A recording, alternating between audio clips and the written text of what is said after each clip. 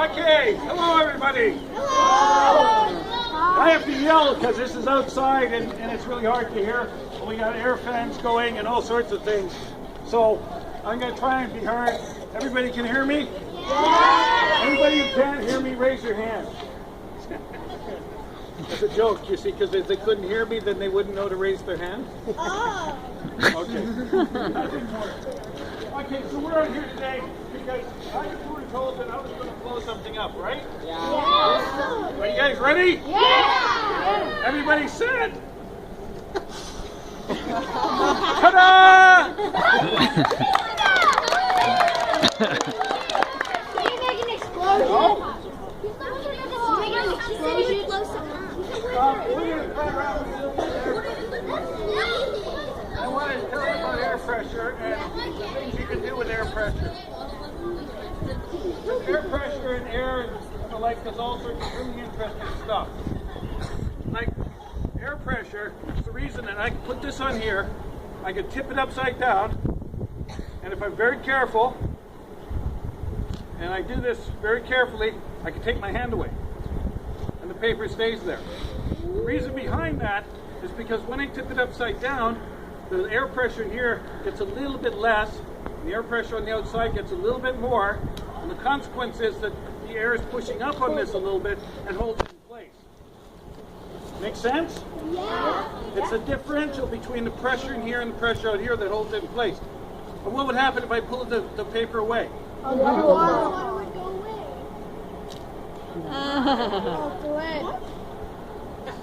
Magic! No, not magic. How many think that that's magic? Yeah. How many think that that's just science? Oh, science. It's magic. Yeah, see, I cheated. On the bottom of this thing, there's a screen, like you'd find in a screen door. And it turns out that the little holes in here are enough that the air pressure and the surface tension will hold the water in place. So you can actually hold water up that way. But it looks really cool, doesn't it? Yeah. Okay, so what we're going to do is we're going to play around with this half block. And by the way, everybody, big round of applause for Charles. None of this happens without him. Told you. So what I'm going to do is I'm going to pour some acetic acid in here. Yeah? Yep. Charles. I want to show you something. Charles the prep tech.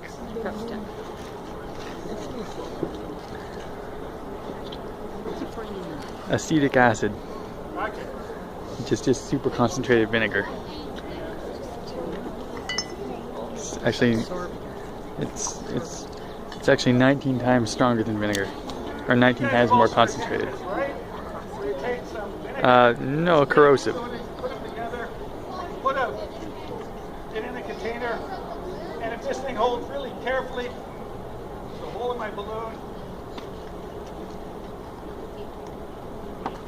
There we go. And it blows it up, right? Yeah. The reason behind this is because this is producing gas, and the gas has to go someplace. And so it applies pressure on the air inside the balloon, and it fills the balloon up with air. We get lots of pressure inside there. And the more pressure we get, the bigger the balloon gets, right? Right. Makes perfect sense. Yeah. Okay. That's using a chemical reaction to create some pressure. We're going to try the exact opposite now. We have it here, liquefied air, liquefied nitrogen. It's got a whopping great temperature of minus 196 degrees Celsius. There will be a test later. What's the temperature?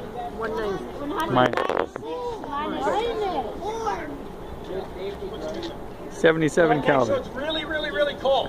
This is like Prince George on your worst day. Okay? Weird. Now, it turns out that, see, what happens is that one of the things, like we make something blow up, we had some more air coming out of it, like making gas from a chemical reaction, right?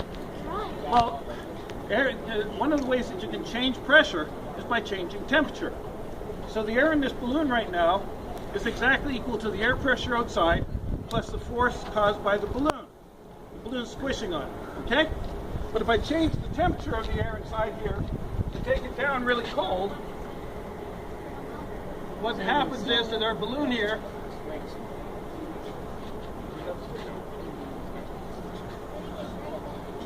the big blue glove of science.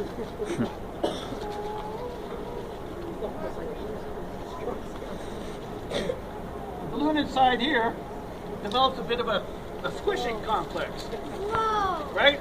And in fact, actually, what will happen now is if I tip all the nitrogen off, the air inside will re-expand again, and the balloon will blow itself up. Okay?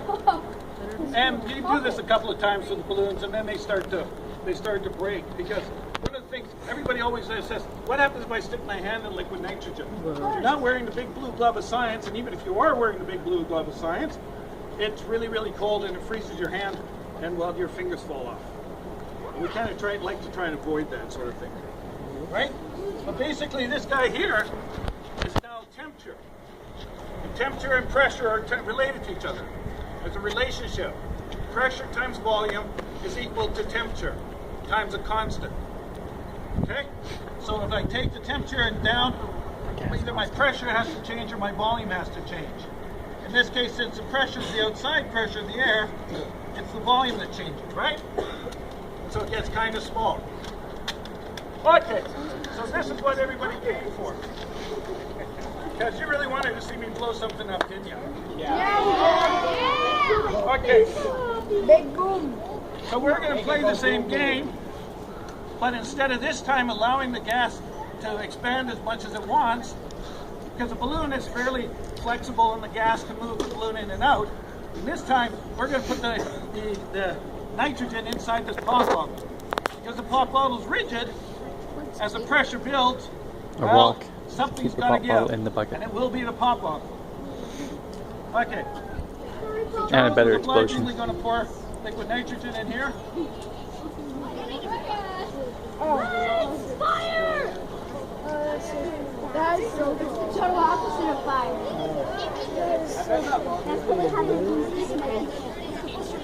By the way, what you're seeing here isn't smoke.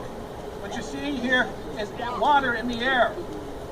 And as the water gets really cold, it forms ice crystals, which show up as... I'm shivering. I think it's full. The tunnel's leaking. The tunnel's leaking. What's kind of like... The ice crystals is what you see. It forms basically fog. So what we're forming are clouds. That's okay. So, It's half full. as long as the lid's on, we're okay. Boils at minus 196 We're degrees not, Celsius. sorry, as long as the lid's not on, we're okay, because the gas is just getting out of there. And run. Oh, put it in the water. That's what we're going to do.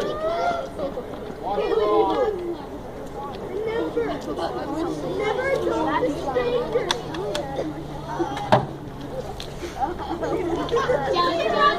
Okay, so what's happening is that the gas inside there is applying pressure to the pop bottle.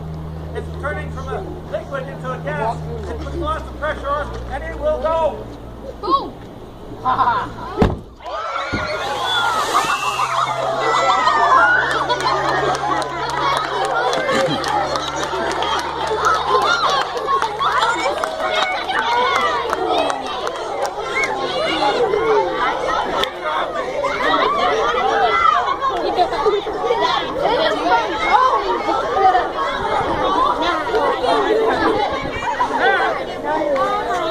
What happens with pressure